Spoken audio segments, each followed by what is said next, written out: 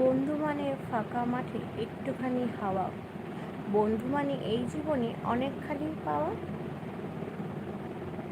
বন্ধুত্বের নাম, বন্ধুর কথা বললেই যে স্কুলের লাইফটা বা কলেজের লাইফটা মনে পড়ে যায়।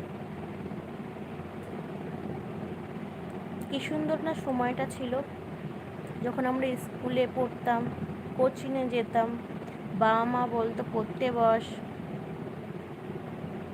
সময়গুলো আর ফিরে আসবে? আর আসবে না। একটার পর একটা ধাপ চলে যায়, সময় চলে যায়, কিন্তু কি আমরা যে সময়টা থাকে সেই সময়টা আমরা বুঝতে পারি না।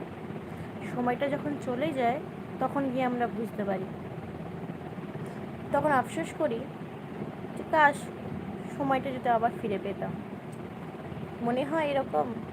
কার কার মনে হয় বলে অবশ্যই। সেই সকালে উঠে পড়তে যাওয়া, ফোন করেও বান্ধবী বন্ধু বলতো ওঠ পড়তে চল। এখন নিজে থেকেই ঘুম ভেঙে যায়, এখন আর কাউকে ফোন করতে লাগে না।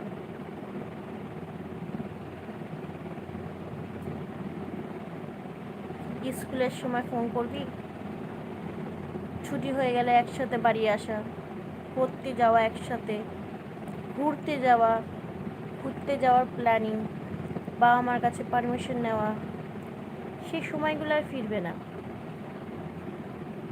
এই সময়গুলো পার হয়ে গেছে।